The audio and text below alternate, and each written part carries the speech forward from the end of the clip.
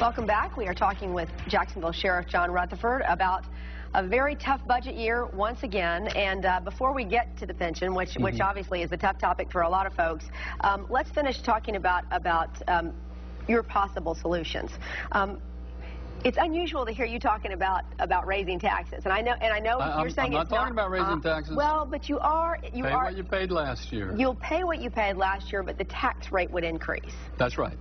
And that rubs a lot of people the wrong way when their property values are still going down, when they're still struggling with unemployment, when they're still trying to keep their heads above water, and they're saying, "Hey, Sheriff, I could really use that extra money, you know, for my family," and you're asking me once again to take it off of my back. With the median home, I'm told that the savings that people would get by the property values going down is somewhere around $10 to $30 per family, per property owner. That's all. It's 0.4%. It's not even 0.5%. But my point, if you pay the same thing you paid last year, you pay in dollars. You don't pay in rate. You pay in dollars. If you pay the same dollars, if you paid $1,000 last year and you pay $1,000 this year, did your taxes go up? I'm not going to argue with you on that point at all. I think the numbers work out, but right. You know, this is politics as everything is. You're a politician in addition to being the sheriff. You understand how this stuff works. The mayor has said no way, no how is he going to raise any taxes on anybody, and to him this is a tax increase, and to the city council very likely it's a tax increase. But see, let me tell you, Donna, that's where we disagree. I want a great city just like the mayor does. But I understand this. I understand that revenue represents services. And the question is, what kind of city do we want to live in? Now, we can go the way of Detroit, where the tax base moved out. And in fact, we've already started down that road.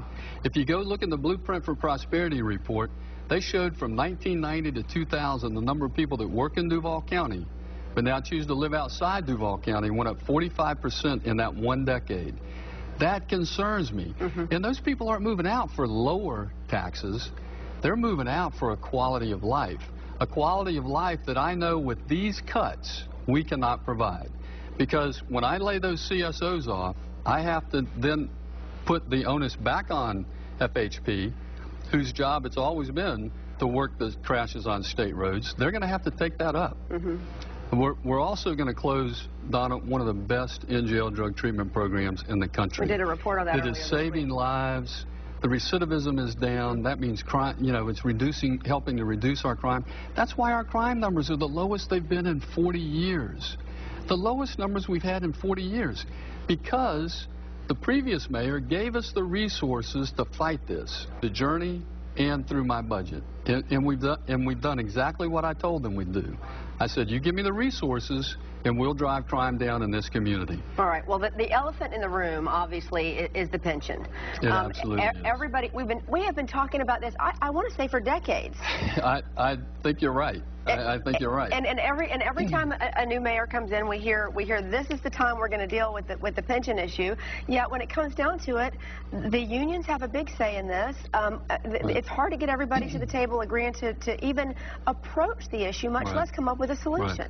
Well, you know, this can has been kicked down the road, I think, just about to the end of the road now. $46 million in additional money that has to come out of it. Right, I understand the increase in additional money this year. And mine was, that's why my budget is skyrocketing like it has, is because $27 million of that is being pushed into my budget. Now, here's what I want the public to understand. Go to my website at jaxsheriff.org, jaxsheriff.org. Go to the Whole Truth and Nothing But the Truth section and look at my presentation where I sat down with all the media outlets and we talked about this very issue. And I explained what really got us here. It was not the benefits. In fact, if you go and look at that, you will see a whole list where for 13 years, the millage rate was dropped. We kept dropping the millage rate, dropping the millage rate, dropping the millage rate. And I can show you, and it's in a document in that presentation, every corresponding year where they took principal and interest out of the police and fire and, Donna, the general employees pension fund. They took their money too.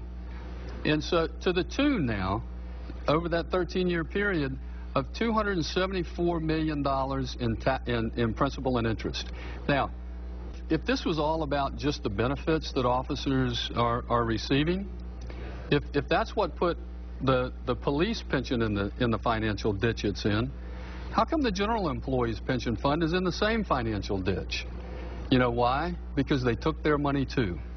And so now, but at this point, everybody's going to have to come to the table to make a solution here. It can't be a one-sided solution. Absolutely. But what I want people to understand is how we got here, because that's important. It's important to understand that these men and women out there in blue uniforms didn't. Well, and I think it's important to note that we're not the only city that did that. I think that a lot of people did that in prosperous times. But the bottom line is, we heard at the beginning of the year that the mayor say, this is the year we're going to solve it very quickly, because we are out of time. Do you think we're any closer to getting there than we were? Oh, absolutely, because I know that the pension board and the mayor's office have met on a couple ideas that are being floated. The pension board, I can tell you, sent a whole list of things that could be done to help immediately start addressing this issue. So yes, I think it's reached crisis point now, and I think the mayor's office and the pension board are going to get together. That it has to be fixed. Right. But we also need to be honest about how we got here, and I should say this, because the council 2 or 3 years ago passed an ordinance that the city can no longer do that. They can no longer take those pension excess reserves. You know, when the pension's making money, more than they need, the city was taking that money. What they should have done was left that money in there, not given all these tax breaks to people. It left that money in there, and it would be there now. Okay, we got to wrap it up. Obviously, we'll have you back a million more times. We love for you to come in. Thanks, Sheriff, so much. Thank you, Donna. And we'll be right back with Penny Christian. Stay with us. I'm Barack Obama, and I approve this message. Every woman who believes about our body